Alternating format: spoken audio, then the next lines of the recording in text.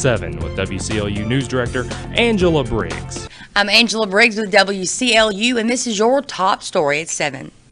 Folks, get your forks out. It appears the issue of removing the Electric Plant Board of Directors appears to be done. Over a year and a half ago, discussion began about the Glasgow Electric Plant Board's rollout of their new rate structure called Infotricity. Talk of changing the structure then turned into a call for removal of the board members. Tabled at the last meeting, the issue of board removal led off last night's agenda. Council member Patrick Gaunce was quick to speak up and asked that the council resolve the issue at last night's meeting and then move on. Council member Jake Dickinson then spoke up and made a motion to move forward with scheduling a hearing and to pursue removal of the members of the board of directors, which was quickly seconded by Council member Gary Oliver. Glasgow attorney Danny Basil was hired by the council to look into their options in regard to board removal. Basil included his findings and opinion in a letter he gave the council at their last meeting. He wrote that he didn't think this board or any other could have done a better job. Dickinson said he disagreed with most aspects of Basil's letter, but did feel that certain parts had merit. He also felt that despite being required to do so, the Electric Plant Board did not follow Model Procurement Act and certain aspects of the Little TVA Act regarding contracts and sealed bids. Dickinson also said he felt the $5 paid by Electric Plant Board's broadband division to its electric division wasn't enough, but that $5 amount doesn't tell the whole story. Here's the discussion between council members Chastity Lowry, Patrick Gaunce, and Jake Dickinson, with Lowry saying at this point she doesn't feel there's anything they can do to please certain folks. To take this to court, my biggest concern at this point is taxpayer money. We've already spent $20,000 to get this put together, and some don't like what it says because it doesn't agree with them. So we're just going to spend more money? We spent $2.4 million of ratepayer money. Okay, so we're going to spend more. Without disagreeing with you, we've not only spent $20,000, we've spent $20,000 from the Electric Plant Board. I don't know if anybody's got the bill from TVA yet, but they didn't just come up here and all those bills will be passed through like any other business as a cost of doing business. So if anybody thinks we're just spending $20,000, then they probably need to wake up, because we're probably getting close to $100,000 we spent to go through this. Now, Jake, I don't know about the $5 payback, but I think it's $175,000 a year. Now, maybe that is at a $5 per unit. I don't know how many units we have, but I think the number is $175,000 they're paying back annually. And I can check that number, but I'm pretty sure that that's right. So what you're saying is because of the Little TVA Act, your interpretation would be the reason you would vote to remove the board. I disagree with most aspects in this letter, but those are two highlights.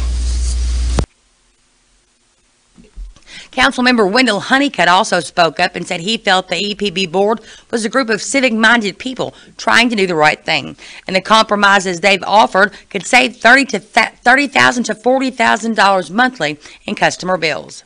In January, there will also be new board members along with the old board members, so why have a hearing now? Councilmember Stacey Hammer said the board did work with the advisory council.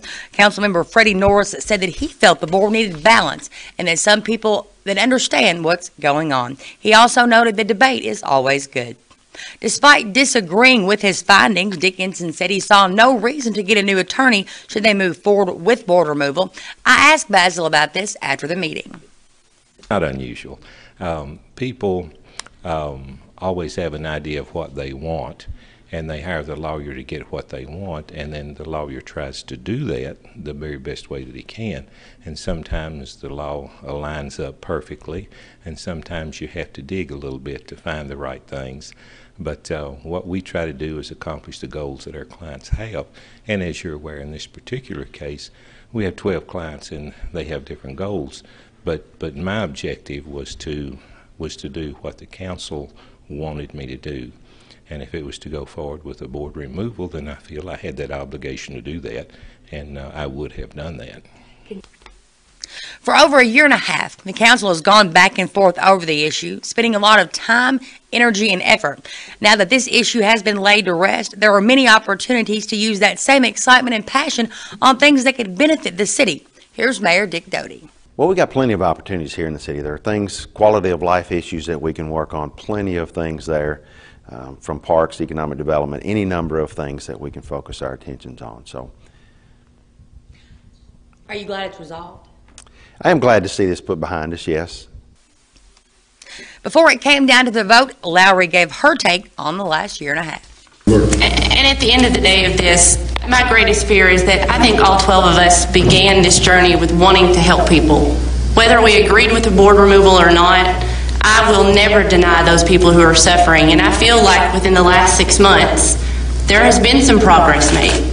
The 2 different rate structures, now with the advisory group and the suggestion of Mr. Basil of lowering the customer rate.